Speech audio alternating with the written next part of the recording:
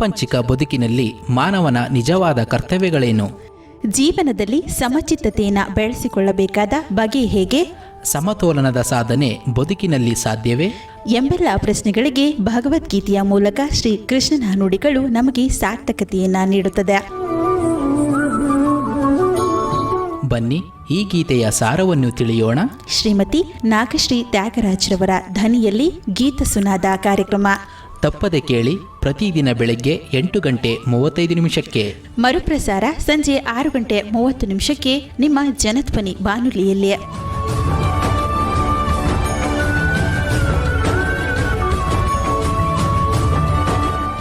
ಓಂ ಶ್ರೀಕೃಷ್ಣ ಪರಬ್ರಹ್ಮಣೇ ನಮಃ.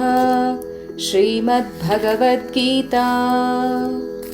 ಜನಧ್ವನಿಯ ಸಮಸ್ತ ಶ್ರೀಕೃಷ್ಣನ ಭಕ್ತರಿಗೆ ನಮಸ್ಕಾರಗಳು.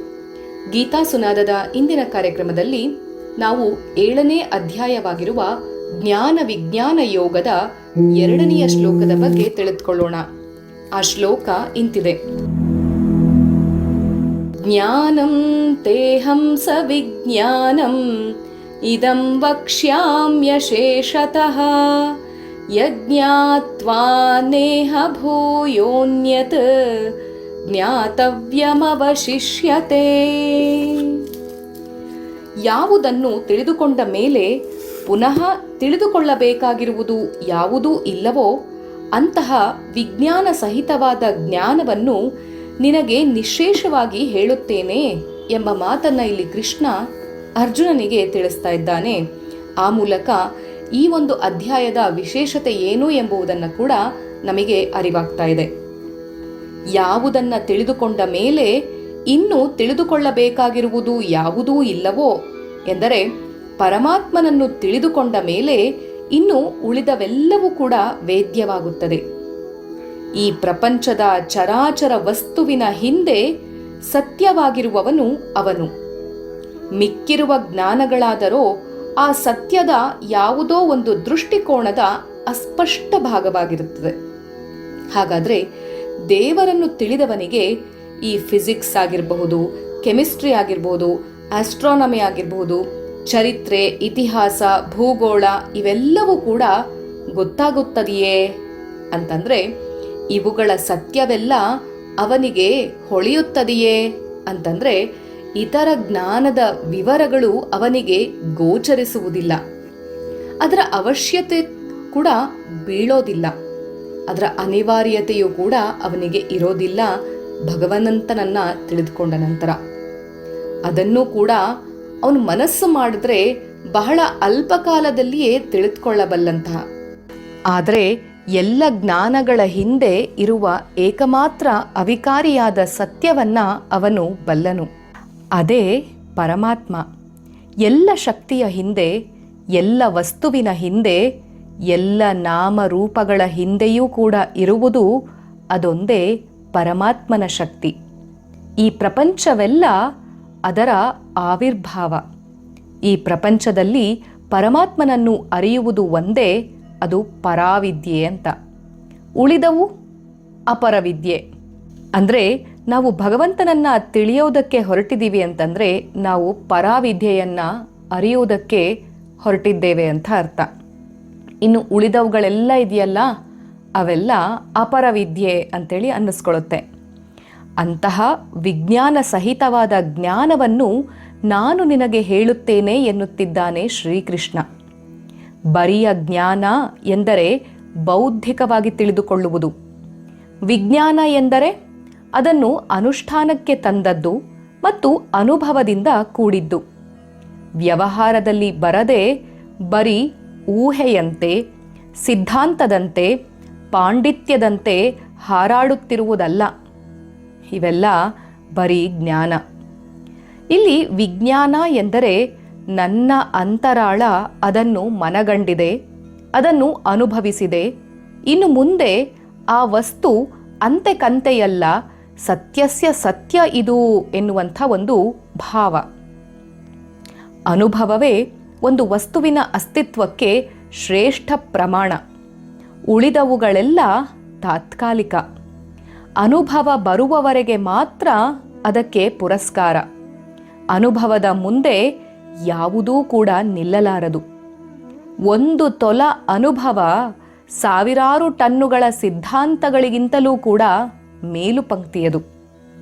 1 ಚೂರು ಅನುಭವ ಪಡೆದವನ ಮಾತಿನಲ್ಲಿ ಅಂತಹ ಅದ್ಭುತ ಶಕ್ತಿ ಇದೆ, ಆಕರ್ಷಣೆ ಇದೆ.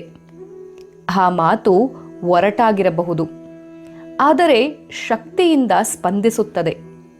ಅದು ಕೇಳುವವನ ಮೇಲೆ ಅದ್ಭುತ ಪರಿಣಾಮವನ್ನು ಉಂಟು ಮಾಡಬಲ್ಲದು. ಇಂತಹ ಜ್ಞಾನವನ್ನು ಸ್ವಲ್ಪವೂ ಬಿಡದೆ ನಿನಗೆ ಹೇಳುತ್ತೇನೆ ಎನ್ನುತ್ತಿದ್ದಾನೆ ಕೃಷ್ಣ. ಎಲ್ಲವನ್ನೂ ಹೇಳಿದರೆ ಇನ್ನು ನನ್ನ ದೊಡ್ಡಸ್ತಿಕೆಗೆ ಎಲ್ಲಿ ಚ್ಯುತಿ ಬರುವುದೋ ಎಂದು ಕೊಸರುವುದಿಲ್ಲ. ತನಗೆ ತಿಳಿದಿರುವುದನ್ನೆಲ್ಲ ಉದಾರವಾಗಿ ಹೇಳುತ್ತಾನೆ. ಉದಾರವಾಗಿ ಮಾತ್ರ ಹೇಳುವುದಲ್ಲ, ಅದನ್ನ ವಿವರ ಸಹಿತವಾಗಿ ಹೇಳುತ್ತಿದ್ದಾನೆ. ಅದಕ್ಕೆ ಸಂಬಂಧಪಟ್ಟಂತಹ ಎಲ್ಲ ವಿಷಯಗಳನ್ನು ಕೂಡ ಆತ ಅರಹುತ್ತಿದ್ದಾನೆ. ಹಾಗಾಗಿ ಆಚಾರ್ಯ ಶಂಕರರ ಪ್ರಕಾರ ಜ್ಞಾನವೆಂದರೆ ಪರೋಕ್ಷ ಜ್ಞಾನ, ವಿಜ್ಞಾನವೆಂದರೆ ಅನುಭವ ಸಹಿತವಾದ ಜ್ಞಾನ. ಇಲ್ಲಿ ಕೃಷ್ಣನು ಅರ್ಜುನನಿಗೆ ಈ ಎರಡನ್ನೂ ಕೂಡ ತಿಳಿಸಿ ಹೇಳುತ್ತೇನೆ ಎಂದು ಭರವಸೆಯನ್ನು ನೀಡುತ್ತಾನೆ. ಇದನ್ನು ಕೇಳುವಾಗ ಏಕೋ ಅಸಂಬದ್ಧವಾಗಿ ನಿಮಗೆ ಕೇಳಿಸಬಹುದು, ಆದರೆ ಪರಮಾತ್ಮನು ಹೇಳುತ್ತಿರುವುದು ಸತ್ಯ. ಜ್ಞಾನ ಮಾರ್ಗಗಳು ಅನ್ಯ ಮಾರ್ಗಗಳಂತಲ್ಲ. ಉತ್ತಮ ಅಧಿಕಾರಿಗೆ ಶ್ರವಣ ಮಾತ್ರದಿಂದ ಮೋಕ್ಷ ಎನ್ನುವುದು ಸಾಧ್ಯವಿದೆ. ವೇದಾಂತವನ್ನು ಶ್ರವಣ ಮಾಡುವ ಸಮಯದಲ್ಲಿ ಶಿಷ್ಯನು ಗುರುಗಳ ಉಪದೇಶವನ್ನು ಶ್ರದ್ಧೆಯಿಂದ ಅನುಸರಿಸುವುದಾದರೆ ಅವನಿಗೆ ಅಲ್ಲೇ ಆತ್ಮನ ಸಾಕ್ಷಾತ್ಕಾರವಾಗುತ್ತದೆ. ಅದಕ್ಕಾಗಿಯೇ ವೇದಾಂತದಲ್ಲಿ ಅಧಿಕಾರಿ ಲಕ್ಷಣಗಳನ್ನು ಹೇಳಿರುವಂಥದ್ದು. ಶಿಷ್ಯನು ಸಾಧನ ಚತುಷ್ಟಯ ಸಂಪನ್ನನಾದರೆ ಅವನಿಗೆ ಸಿದ್ಧಿಯು ಬೇಗನೆ ಆಗುತ್ತದೆ. ಹೀಗೆ ವೇದಾಂತವು ನೇರವಾಗಿ ಮತ್ತು ಸ್ಪಷ್ಟವಾಗಿ ಆತ್ಮಜ್ಞಾನವನ್ನು ಕೊಡುವ ಗ್ರಂಥವಾಗಿದ್ದರೂ ಕೂಡ ಲೋಕದಲ್ಲಿ ಇದನ್ನು ಕಲಿಯುವವರು ಹಾಗೂ ಆ ಮೂಲಕ ಸಿದ್ಧಿಯನ್ನು ಗಳಿಸಿದವರೂ ಕೂಡ ಬಹಳವಾಗಿ ವಿರಳವಾಗಿ ಕಾಣುತ್ತಾರೆ. ಅಷ್ಟು ಜನ ಈ ಒಂದು ಸಂಪನ್ನತೆಗೆ ಹೋಗೋದಿಲ್ಲ. ಜ್ಞಾನವನ್ನು ಸಂಪಾದಿಸುವುದರಲ್ಲಿಯೇ ಎಲ್ಲರೂ ಮಗ್ನರಾಗ್ಬಿಟ್ಟಿದ್ದಾರೆ. ಅದನ್ನು ಅನುಭವಕ್ಕೆ ತಂದುಕೊಂಡು ಅನುಷ್ಠಾನಕ್ಕೆ ತರುವಲ್ಲಿಯೇ ನಾವೆಲ್ಲರೂ ಕೂಡ ವಿಫಲ ಆಗ್ತೇವೆ. ಹಾಗಾಗಿ ಯಾವೆಲ್ಲ ತತ್ವ ಸಿದ್ಧಾಂತಗಳನ್ನು ನಾವು ತಿಳಿದುಕೊಳ್ಳುತ್ತೇವೆಯೋ ಆ ಸಿದ್ಧಾಂತಗಳನ್ನು, ಆದರ್ಶಗಳನ್ನು, ಆ ಸೂತ್ರಗಳನ್ನು ನಾವು ನಮ್ಮ ಬದುಕಿನಲ್ಲಿ ರೂಢಿಸಿಕೊಳ್ಳಬೇಕಾಗಿರುವಂಥದ್ದು ಕೂಡ ಅಷ್ಟೇ ಪ್ರಾಮಾಣಿಕವಾಗಿ ನಾವು ನಡೆಸಬೇಕಾಗಿರುವಂಥ ಒಂದು ಅದ್ಭುತವಾದ ಮತ್ತು ವಿಶೇಷವಾದ ಕಾರ್ಯ. ಆಗ ಮಾತ್ರ ನಾವು ತಿಳಿದುಕೊಂಡಂತಹ ಒಂದು ಜ್ಞಾನಕ್ಕೆ ನಾವು ಮನ್ನಣೆ ಇತ್ತಂತೆ. ಇಲ್ಲದಿದ್ದರೆ ಅದು ಕೇವಲ ನಮ್ಮ ಜೀವನಕ್ಕೆ ಸಂಗ್ರಹ ವಸ್ತುವಾಗಿ ಮಾತ್ರ ಪರಿಣಮಿಸುತ್ತೆ. ಈ ಒಂದು ಶ್ಲೋಕಕ್ಕೆ ಮುದ್ದುರಾಮನ ಪದ್ಯ ಯಾವುದು ಸೂಕ್ತವಾಗತ್ತೆ ಗಮನಿಸೋಣ ಬನ್ನಿ. ನಮ್ಮೆನಿತೋ ದಿಗ್ಭ್ರಮೆಗೆ ಇರುವ ಉತ್ತರ ಒಗಟು, ನಮ್ಮೆನಿತೋ ದಿಗ್ಭ್ರಮೆಗೆ ಇರುವ ಉತ್ತರ ಒಗಟು, ಲೋಕಲೋಕಾಂತರದ ದಾರಿ ಇಕ್ಕಟ್ಟು, ಈ ಪಗಡೆಯಾಟದಲ್ಲಿ ಯಾವುದಿದೆ ಕೊನೆ ಮಾತು, ಈ ಪಗಡೆಯಾಟದಲ್ಲಿ ಯಾವುದಿದೆ ಕೊನೆ ಮಾತು, ಬಾಳೊಂದು ಹರಿವ ಹೊಳೆ ಮುದ್ದುರಾಮ, ಬಾಳೊಂದು ಹರಿವ ಹೊಳೆ ಮುದ್ದುರಾಮ. ನಾವು ಯಾವುದನ್ನೇ ದಿಗ್ಭ್ರಮೆಯಾಗಿ ಕಂಡ್ರೆ ಅದಕ್ಕೆ ಉತ್ತರವನ್ನು ಕಂಡುಕೊಳ್ಬೇಕು ಅಂತಂದರೆ ಅದು ಒಗಟಾಗಿ ಪರಿಣಮಿಸುತ್ತೆ. ಲೋಕಾಂತರದ ದಾರಿ ಕೇವಲ ಇಕ್ಕಟ್ಟಾಗತ್ತೆ ಯಾವಾಗ ನಾವು ಅದನ್ನು ಅನುಭವಿಸುವುದಿಲ್ವೋ ಆಗ. ಬಾಳೊಂದು ಹರಿವ ಹೊಳೆ ಮುದ್ದುರಾಮ ಅಂತ ಹೇಳಿ ಇಲ್ಲಿ ಮುದ್ದುರಾಮ ತಿಳಿಸ್ತಾ ಇದ್ದಾನೆ ಅಂತಂದರೆ ನಾವು ಪಡೆದುಕೊಂಡಂತಹ ಜ್ಞಾನವನ್ನು ಹೊಳೆಯಾಗಿ ಹರಿಸಬೇಕು. ಕೇವಲ ಸಂಗ್ರಹ ಬುದ್ಧಿ ಇದ್ದರೆ ನೀರು ಕೆರೆಯಾಗಿ ಒಂದೇ ಕಡೆ ಕಟ್ಟುತ್ತೆ. ಆ ಕಟ್ಟಿರುವಂಥ ನೀರನ್ನು ಹಾಗೆ ಬಿಟ್ಟರೆ ಅದು ಪಾಚಿ ಕಟ್ಟತ್ತೆ. ಸಂಗ್ರಹ ಮಾತ್ರವಾಗಿ ಪಾಚಿ ಕಟ್ಟಿ ಅದನ್ನು ಉಪಯೋಗಿಸದ ಹಂತಕ್ಕೆ ಆ ನೀರು ಕಲುಷಿತವಾಗುತ್ತೆ. ಅದೇ ನೀರು ನಾವು ಹರಿಯಬಿಟ್ಟರೆ ಹೊಳೆಯ ನೀರು, ನದಿಯ ನೀರು ಸದಾ ಶುಭ್ರ. ಅದನ್ನು ಸದಾಕಾಲ ಉಪಯೋಗಿಸುವ ಹಂತದಲ್ಲಿಯೇ ಇರುತ್ತದೆ. ಹಾಗಾಗಿ ಪಡೆದುಕೊಂಡಿರುವಂಥ ಜ್ಞಾನವನ್ನು ಹರಿವ ಹೊಳೆಯಾಗಿ ಅನುಷ್ಠಾನಕ್ಕೆ ತಂದುಕೊಳ್ಳಬೇಕು ಅಂತ ಹೇಳಿ ಮುದ್ದುರಾಮನು ಕೂಡ ಹೇಳ್ತಾ ಇದ್ದಾನೆ. ಅತ್ತ ಕಡೆ ನಮ್ಮ ಚಿತ್ತ ಹರಿಯಲಿ. ಸರ್ವಂ ಶ್ರೀ ಕೃಷ್ಣಾರ್ಪಣಮಸ್ತು. ಶ್ರೀ ಗುರುಭ್ಯೋ ನಮಃ. ಹರಿ ಓಂ.